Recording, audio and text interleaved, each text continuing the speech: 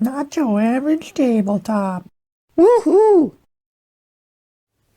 Welcome to Not Your Average Tabletop. I'm Zach, and today I'm unboxing Terraforming Mars along with the Prelude expansion. So I think I'll probably start with the Prelude expansion. So Terraforming Mars is a game that, if you've watched our top 50 games of all time, you'll know that this one made my list and is quite high up there as well. You may have to get all the way to our top 10 of all time to find where it ranks for me. But yeah, this is one that I've played several times with my brother-in-law. He has a copy of this game, and actually it's been one that I've definitely considered getting for a while, just to have a copy, just because it's one of my favorite games of all time. It's so highly ranked. And I'm going to be in the World Series of Board Gaming. I'm going to be trying to play this one. I don't think I'm nearly as good as a lot of Terraforming Mars players out there, but it should be fun. And for that, you need to bring a copy of this along with the Prelude expansion. So I thought it was a time to get the game. So yeah, we were looking at the Prelude expansion. This is one that kind of just speeds up the initial process of terraforming Mars by just adding some bonus starting items. So you got the small short rule book there, along with more cards. If you've ever played Terraforming Mars, you know it's largely a card-driven game. So yeah, we've got the cards here. Looks like that's just Stronghold Games. A little bit of advertising for them, along with some new corporations, which is nice. Gives you some extra options. And then you got the Prelude cards, which is just kind of another card that you start with, I believe, along with your corporation, just to kind of get engines going a little bit faster.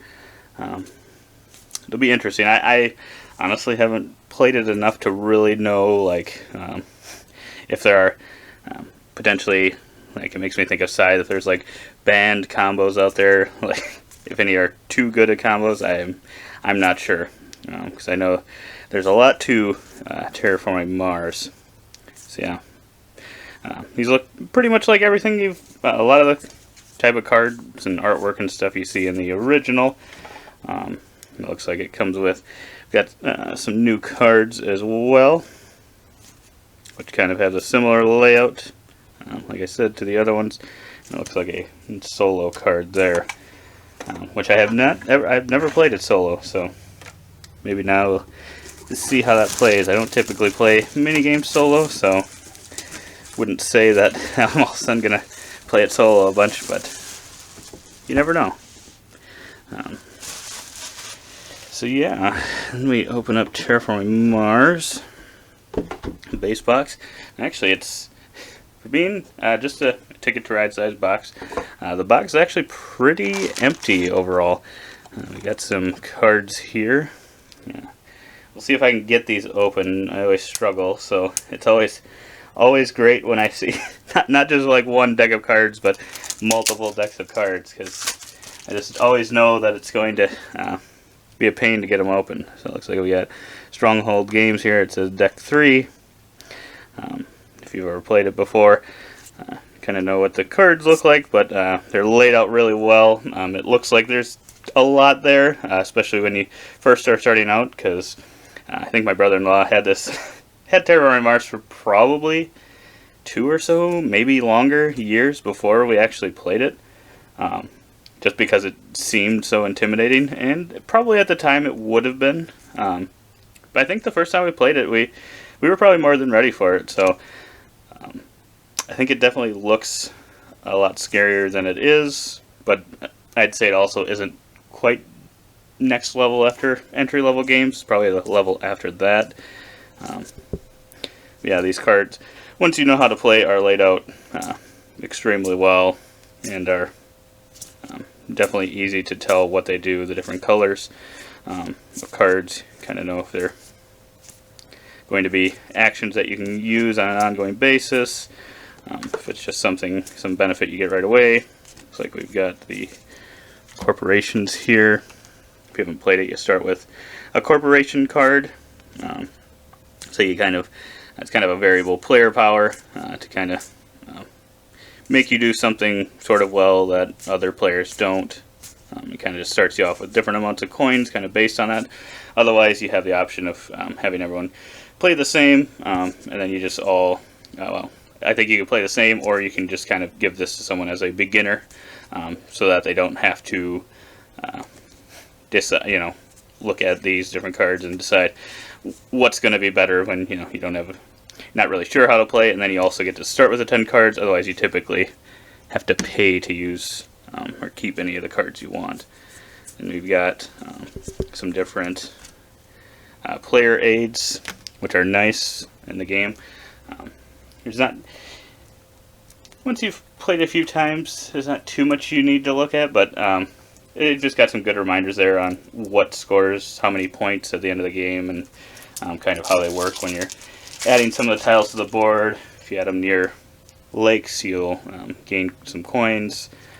But I think those are very useful if you're just getting into the game. So we got that. So we got deck 2, and it's more or less the same. I actually think a lot of the artwork on the cards is actually not too bad. It's definitely some interesting artwork. I can see how some people definitely don't like it, and I would say the board itself might not be the most beautiful thing in the world, and some of these, I mean, look like they were actual pictures put in there, so it's kind of a combo of different things. I like a lot of it, but I probably wouldn't say it's my favorite artwork. But I can definitely see why you're either gonna really like what they used here, or you're probably not gonna be a big fan. Yeah, a lot of it's kind of, I think it's real pictures. Then you got some other stuff as well. And let's see if we can get this last deck of cards open. So, as you can see, as I said, it's a very card-driven game. There's more going on for sure, but it is mainly driven by these cards and just getting the best engine going with these, and scoring as much as you can as quickly as possible, pretty much, because you'll be working towards the end of the game by putting up the heat, the oxygen, and putting out some lakes as well. So, trying to work quickly to terraform Mars. See if you're the most successful. Yeah, I do like that they've got a lot of different pictures. They're all. That's the thing that I like too. Is every single card is different, which is it's just insane. You look at this, how many cards there are in here, and you're like, well, I suppose then they have to have probably some repeats and stuff. But no, it's all different cards. So I do like that. I mean, they had to use a different picture for every single card, so put a lot of work into that. It's kind of amazing. I'm not sure if the designer has done other games. I'm sure he probably has, but I don't know that I've heard his name on any other thing. So if this was his first design and his only design, I mean, it's a very impressive one for sure. Either way, it's impressive. Then you've got the rule book here. Can't remember. I don't know that I was ever the one that read this rule book, so I don't know if it was very clear or not. Looks like there's a lot of writing here, maybe not too many examples, so I might have to take a look at this just to see kind of if it's well laid out or not. But yeah, it looks like it's about a 15-page rule book, so not too long. Looks like an extra baggie there, another extra baggie. If I get into these.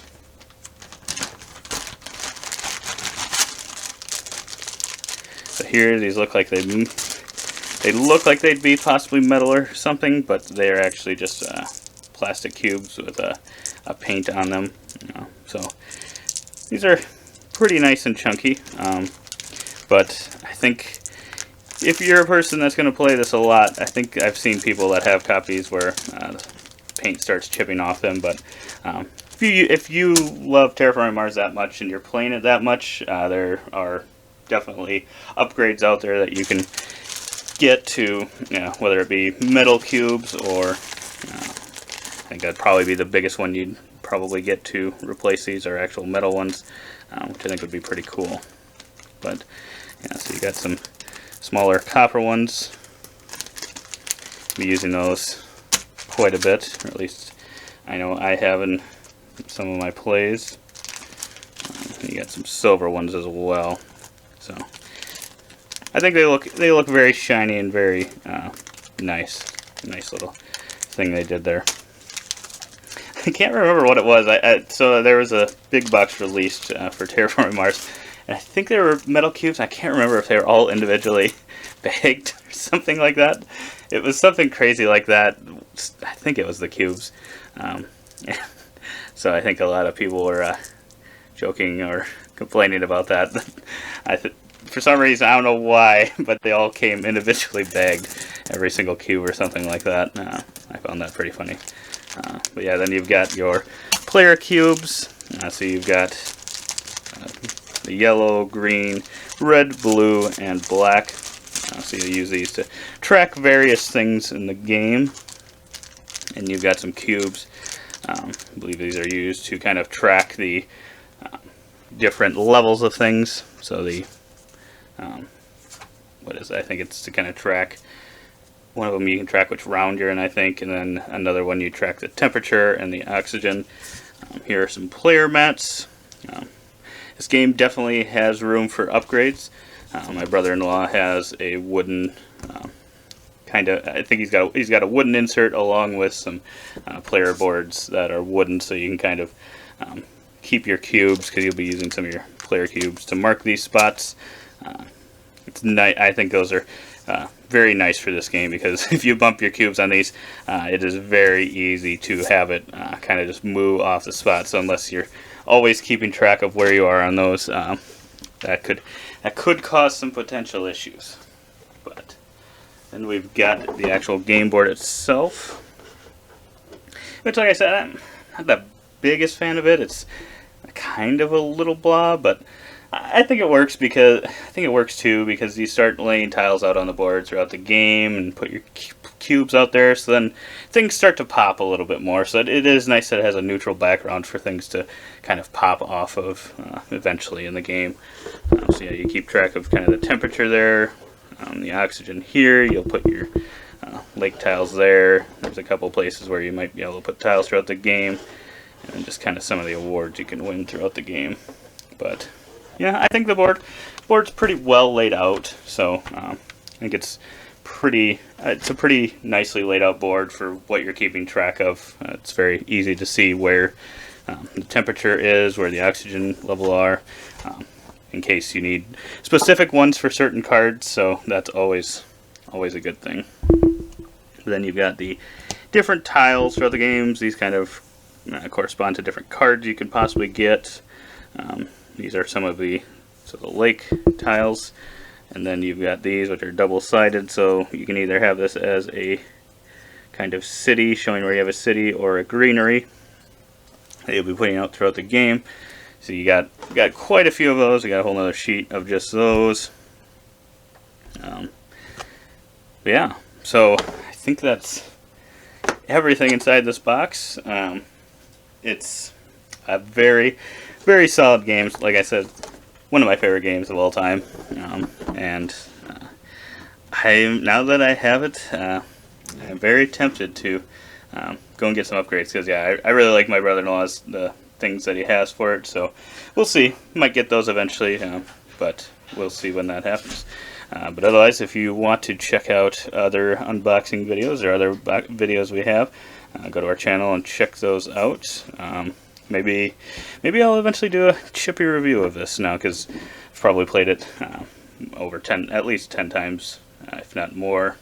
So yeah, but otherwise, I hope to see you on the next one, and as always, don't forget to keep on nibbling on our content.